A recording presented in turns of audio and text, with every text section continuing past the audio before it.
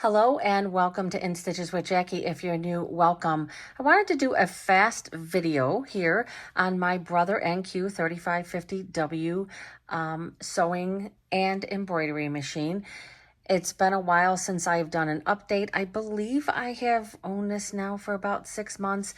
I did initially did a video when I was just unpacking and learning the machine, and then did a shorter one with the Art Sparrow, which I still have been looking a bit into. But I wanted to go over some of the embroidery features really fast, and I wanted to give a review of the U Plus foot. Now, I am going to show, after I give this intro, I will show how I installed the foot. It's basically the same as installing any other foot. However, the regular U foot, you can kind of loosen the screw and kind of fit this on, where with the U Plus foot, which contains the laser, you have to take the screw all the way off. Okay, so I wanted to do a review of the U Plus foot. So this is the U Plus foot. It is an additional purchase if you want the embroidery foot. So this is the regular U foot that comes with our that comes with the Brother NQ3550W, and it's just a simple embroidery foot. And this is the laser foot. Again, it's an additional purchase, doesn't come with the machine. So I thought I would do a little review. Here you go, right there, U Plus. It looks like U4, but it's a U Plus.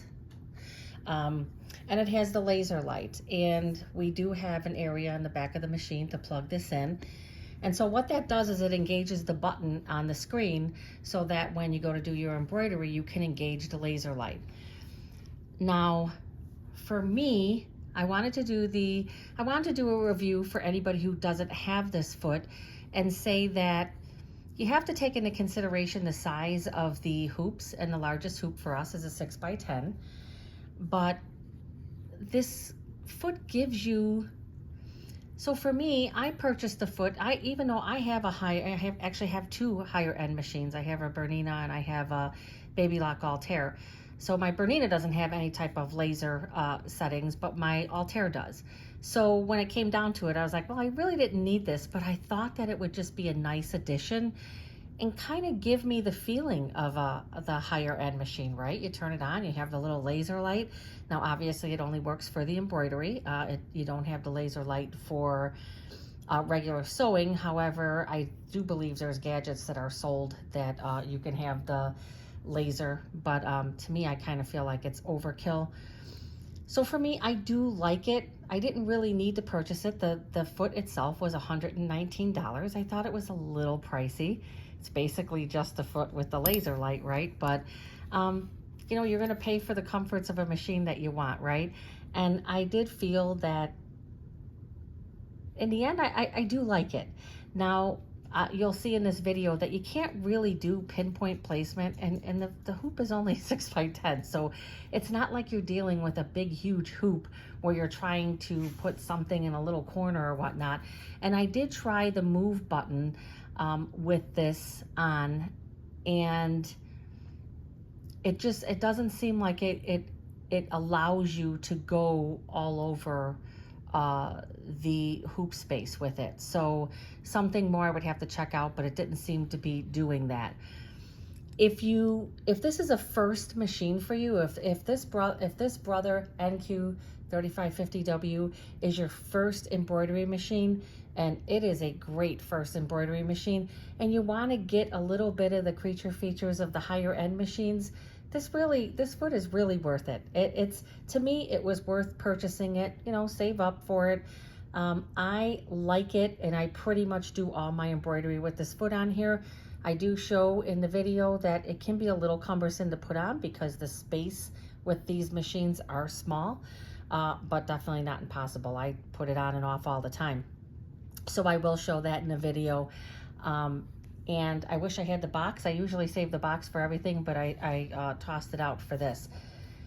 Again, I have pretty much exclusively used it. Not that there's anything wrong with this one. I had no problems embroidering with this one. So there is no difference It's not better embroidery. It's not, doesn't make it quieter. It doesn't do anything of the sort. So just wanted to show you it, show you how it looks on the machine and in the hoop, and some other features in the embroidery that I've been teaching myself, because even though I've been embroidering for a long time and I do have the higher end machines, this machine, believe it or not, is harder to figure things out. It's a smaller screen. Things aren't as, they're not as obvious, right? It takes a little bit of time to get to know all of the features and the buttons and what they do. And so hopefully the things that I show in this video will be helpful. Also, they have been advertising a pedal that has come out for this machine that allows you to, I don't know if you've ever sewn with a pedal, to where if you press your heel down, it will cut your thread. So my Bernina does that, and I have to be honest, I have a little gadget on there that prevents it from doing it, because I was always cutting my thread when I didn't want to. Like if I finished, if I was pressing down and I was sewing and then I rested my heel, I was cutting my thread all the time. So I'm not sure if this foot is just as sensitive, but they have come out with a pedal that allows you to be able to cut your thread with this. Again, another higher end feature. I will say, I don't really think that it's worth the $219 that it costs. So from what I've seen, the pedal is $219 to have that pedal. And I don't really think, in my opinion, just strictly in my opinion, I don't think that it's going to make or break anything. We have the cut button right there. You put your finger on and cut it, right? I will tell you that, again, I disengaged it on my Bernina just because I felt like I was cutting my thread when I didn't want to, and that was very frustrating. So again, I just wanted to give that insight, because it sounds like a great concept, and it is for people who can master it. It's just like having the knee lift for machines that don't have the automatic up and down of the foot. It's a great concept when you think about it, but any machine that I have had, and all machines, except, yeah, even this one comes with that. But if you're not used to using that feature and you don't need to use that feature, why would you? So that's kind of how I think about it. This, I feel like, is kind of a treat. Kind of makes your machine feel like you're at a little bit of a higher end. And I think it's enjoyable to see the laser, you know, when you're scanning around your hoop to see that everything is good in there, and just gives a little extra fun with the machine. All right, I hope you enjoy the video. Okay, so what I was talking about is this space right here. I mean, there's not a lot of space here. Now, could I have put the foot on before I put my embroidery arm on here? Sure, I could have, but it doesn't matter. The space in through here is still very small. So that is the struggle with putting this on, right? Now, I want to go here. I want that in the highest level there, but you're going to see, you know, how this is to install. So there's that little other thing there. So you got to line it up, and then you got to be able to see, okay, I can see, and I gotta take this little screw here and try to get this in here, and so I know that I have to do the screw towards me, and lo and behold, I think I might have got that on the first try. Believe me, that is not a normal process. I usually don't get it on the first try. So then I'm just going to take this, but you can see how you have very little space, and I don't have super big hands, but you know, I don't have super small hands neither. So that actually went pretty good. And then I'm going to try to show this right here. There is a little plug in the back of the machine, and let me see if I can move this and show you. So this right here is where you plug this in. So you just take and you plug this in, and then it's going to engage the button in the front. Now let me put my USB in here, and I am going to hit the pocket, And I'm going to hit that.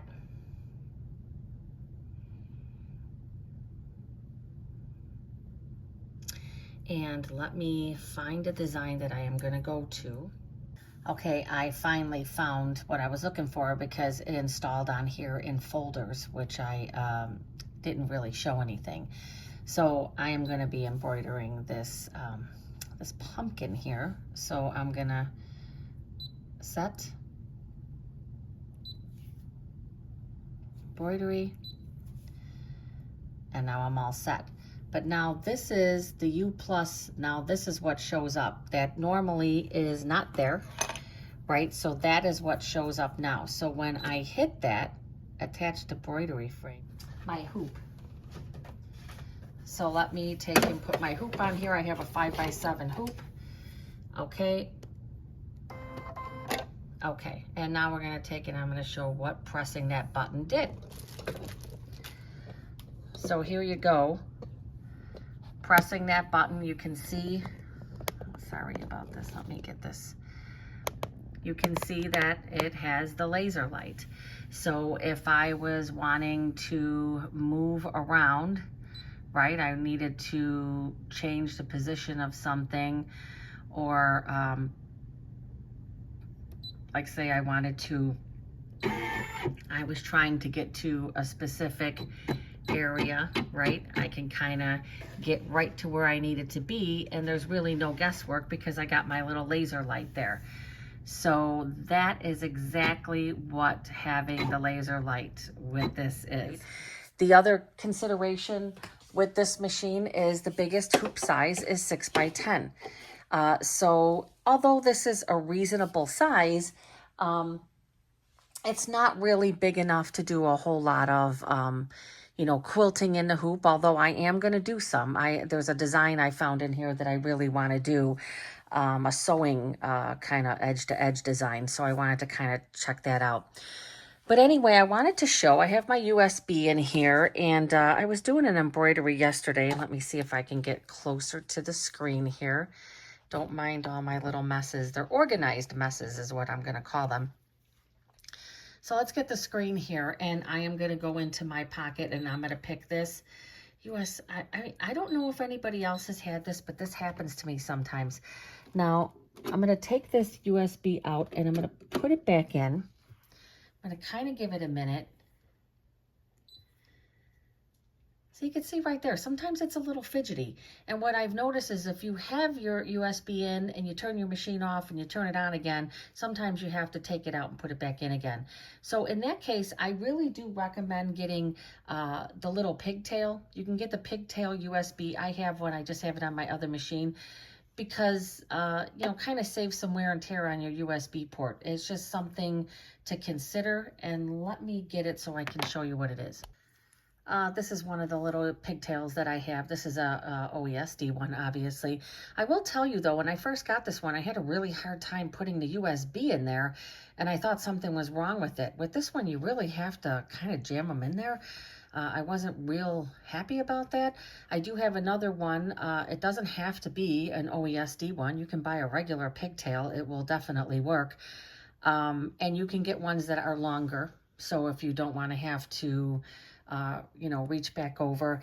But the other thing that I want to point out about this is, you see how far the USB goes out? Let me see if I can get this closer.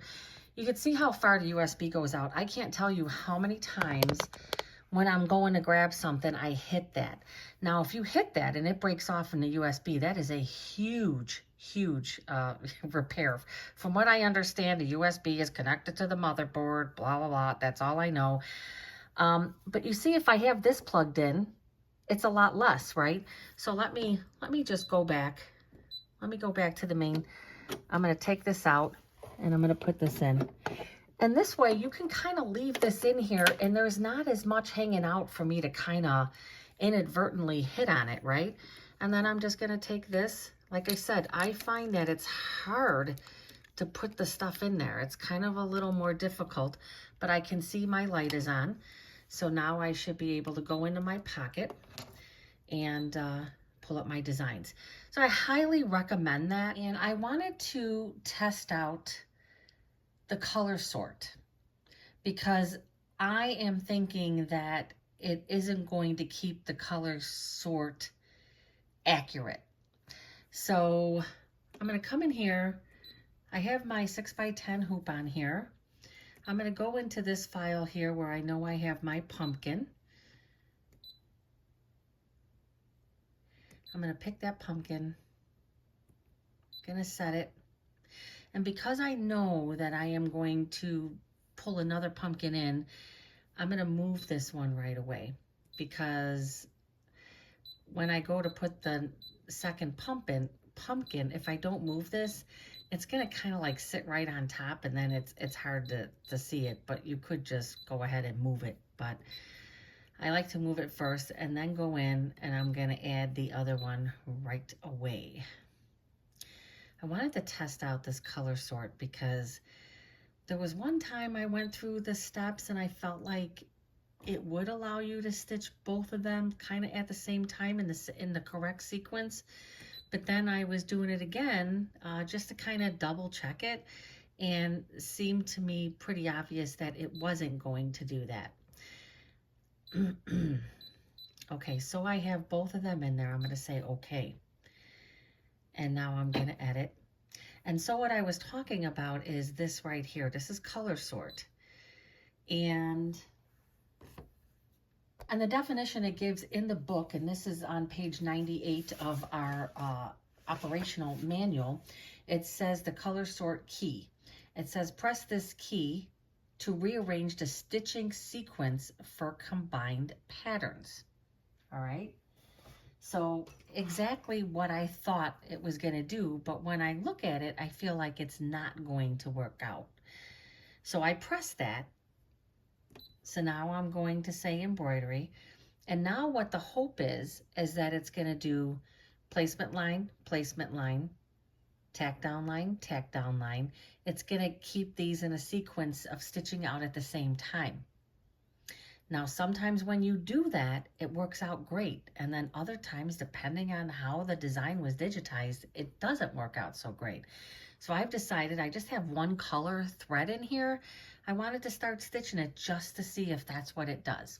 So let's get to the front of the machine and test this feature out. Okay, so I am going to do the very first step. Very first step is going to stitch the placement line of the first pumpkin. I just put a tearaway stabilizer because I am not going to actually go through stitching both of these pumpkins because it's an applique design.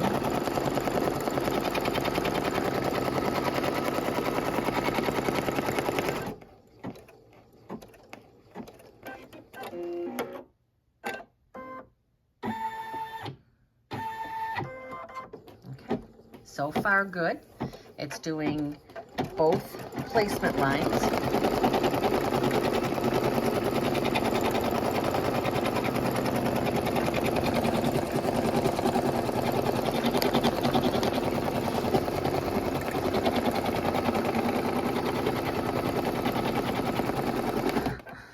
Again, I'm not going to put anything down. I'm just going through the steps just to see. And I could probably take my thread out, but you know, it probably wouldn't work if I did that. So now it's going, so what I could do is I'm gonna kind of flip through these. Now this is number 3. So now I am going to go to number 4, and I'm gonna see where it's gonna go. All right, so it is going to the second one. So it would have been doing the tack down and then the tack down. So now let's go to step number 5, and let's go to stitch 1. And so that's going to do the first set of the applique. So let's stitch that. That's just doing the placement line for the applique. So I skipped that second one because that's goes down there 2 times. Oh, this is doing the stem. Okay. So now if we're staying in line, it should do the other stem.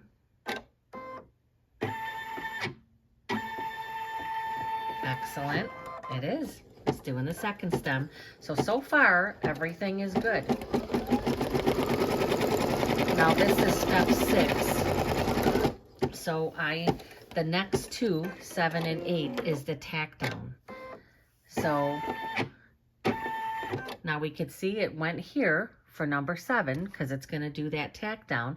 So now I am going to go to number 8 and I'm going to go to stitch 1, and right there it's going to do the tack down. So we're doing good here. So now I'm going to go to 9, and 9 is where it's going to start this. This is where it is going to do the first placement line for the applique. So I'll stitch these out. The other things I'm not wanting to stitch out, I don't want to waste my thread. This is just to double check and see if it kept it in sequence. And if it goes to the next one, then I think we're pretty good. At first I was thinking that it wasn't doing it, that it was not. It's hard to tell on the screen, okay? When you don't have the big screen, it's kind of hard to tell, but that's why I wanted to run this test. So it did the first placement line for the first applique piece. Now let's see if it goes to the second one. It is. All right.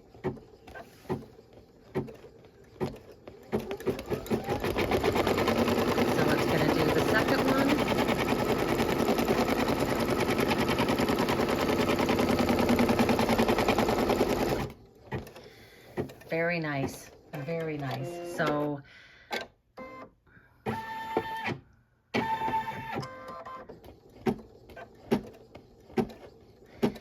looks like this is going to work. Now you have to be careful because sometimes, depending on the designs, or if there's a real lot of steps in a design, you want to be a little more careful because sometimes it does, the color sorting can get a little weird. All right, so now what it's going to do is it would come back here so it could do the tack down. All right, so now I'm going to go to the next one. So it's going to be step 12. I'm going to go to the first one. It's going to be doing the tack down. So now I am going to go to the next step, and I'm going to go to 1. And now it would be doing the second, it's going to be doing the second set. I'm not going to stitch anymore. Maybe I will, just so that it becomes clear. So now it's going to do the second piece for the applique.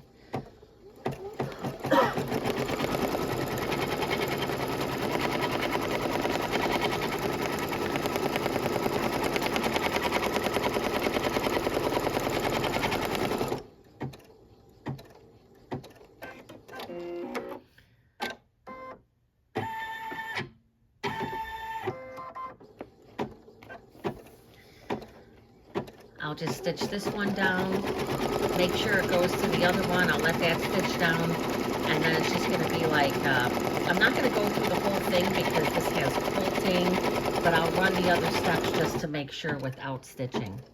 This is really cool. At first I recorded this and it was bothering me because I was like, if you look on the screen, it's very hard to see that it all lined up. But it's doing a great job. So the color sorting did exactly what I wanted it to do. I wanted them to stitch out in sequence with each other. When I actually stitched this, I didn't press that button and the whole first one stitched out, and then I had to wait till that one was done and then the second one stitched out. But this is what you want, right? You want to get both of them done at once.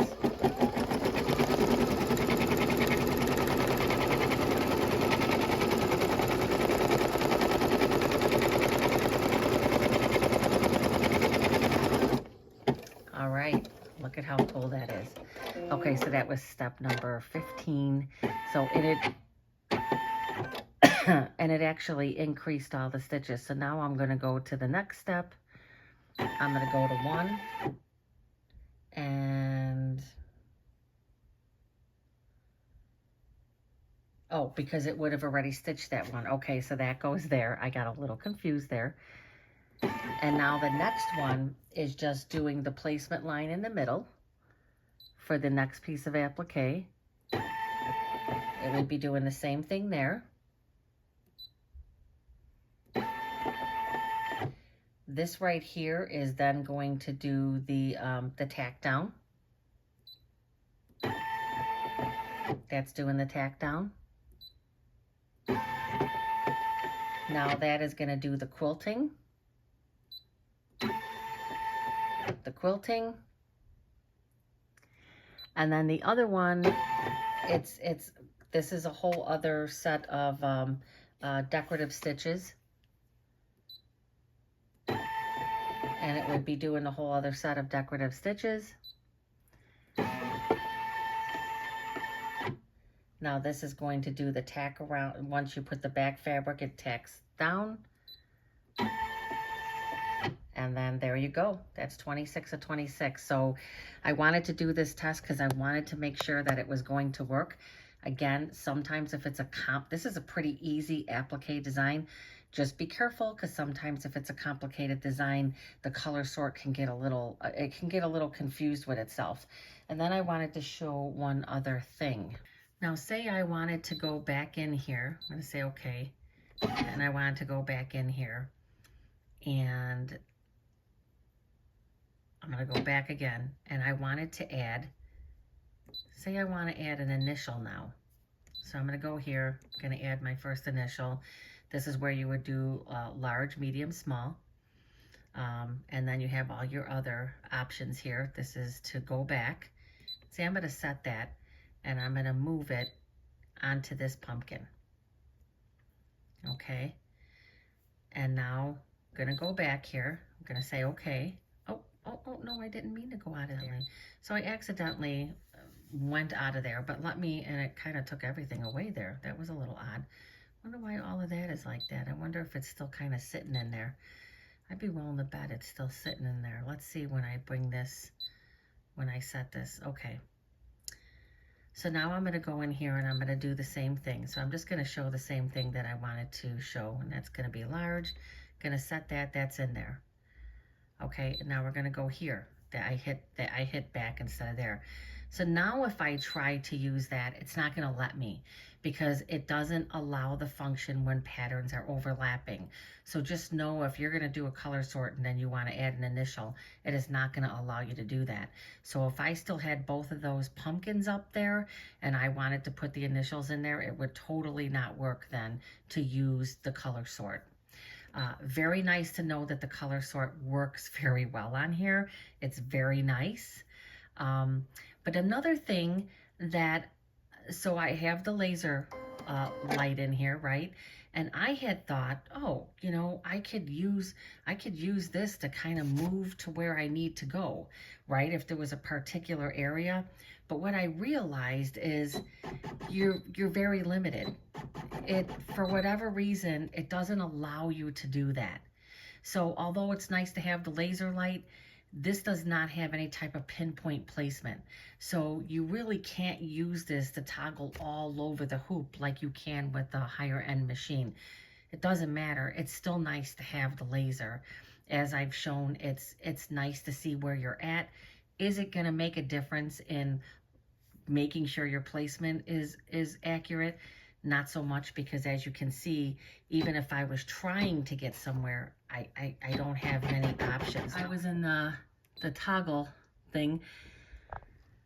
This is the toggle right here. That's if you want to check. And I don't know why this isn't oh, I was like, why is it going all the way? It's because it's only based on this right here. It's not based on the design I did before. I was like, why is it not doing the whole design? All right, so the toggle is going to check right here just to make sure that everything is in. And it's nice to have the laser for that, right? It's nice to have the laser because as you're doing the toggle, you have your laser following, right? Kind of makes it look a little more official. So again, that's based on the design that's on the screen. So I think that covers everything in this. So that's the move key. And then the other, okay. And then obviously you have the different things like size, and I'm not sure. So these are nice because if you want it, you can get it all done in one increment, right? It will size the whole thing if you press this out or in. But if you just want the top or the sides, then you would use these individual ones. Now, the general rule is you only want to increase something about 20% if you go over that. And I don't think that there's anything in the here that prevents the stitches from changing, right? So let's see how much it will let you. Okay. Oh, I'm doing this right there. Let's do the other thing. Yeah, see, it's going to stop it. It's not going to let you increase it more than it can be. What is that thing? And then obviously the move. So you can move it up and then take the other. Oh, I must have totally. Oh, there we go. And then move that up. And that's okay. Can't mirror image because, what is this? Density. Oh, you can change the density here. Now, before that was grayed out. So, what does it change? Oh. Yeah, I'm not sure I would mess with that too much. The density to 120. Font edit. So, oh, look at that. Multicolor. Lets you kind of mess around with the fonts in there, too. That's nice. Rotate. If you want to rotate your design. Mirror image isn't available with this. I wonder why. Mirror image is not available. And then obviously you can come in here and you can delete. And then you can delete and you're back to the beginning. As I think I showed before, this is, no, not in here. Oh, look at that. That's different, huh? It's in here. I want to do the stitch out the zebras, the llamas, and I want to do the quilting design of that. And then I want to do some lineups with it. So really, really nice. I want to see how far yeah, see, this is the bad thing is because even with the 6x10 hoop, even with the 6x10 hoop, it stops quite a bit in here. Let me show you. I really stitched this because I think it's the cutest design. But when I'm checking the space, this is where the design is going to end. It's not even going to stitch up to here. So it's going to be a very small design, but it would be nice, like maybe putting it in a border of a little quilt or wall hanging. You know, maybe a little wall hanging. I don't think I would do any quilts on this size machine. But, okay, well, I think that's going to wrap this up. This information was on page 98, again, of the book. They call that the trial key. I call it the toggle. I just call it the toggle. Press the key to save, and so the memory key, patterns can also be transferred to a computer. Press the key to save patterns to the machine's memory or USB flash drive. So you can save to a flash drive. Anyway, enough with that. Again, page 98. I do want to mess around with a little bit more customization of designs in here, but went over a lot of different buttons. My final thing with the laser, you know, it is nice to have when you're doing the toggle. You can see exactly where you're at as far as being able to use your move keys and get to specific areas like you can with the higher end machines. I just don't see that that works with this. So you're not going to really be able to do any type of pinpoint placement thing. But I still think that it gives you the feel. It gives you the, what do you call it? The creature features of the higher end machine, which is nice to have. I hope you enjoyed the video. Please like and subscribe if you're not already a subscriber. And I will definitely be posting more videos, probably more after the first of the year. I'd like to take time and go through things. I've also been in Artspira and I have been doing some things in there. There's some really cool features in there right now. So also with the update, I do have to check that out because it appears that you need to have the USB to update it, which means you probably have to download it on the computer. So I'll go to the Brother website and see what I have to do with that, and then I will do a little video on that. Thank you so much, and again, please come back. Thank you.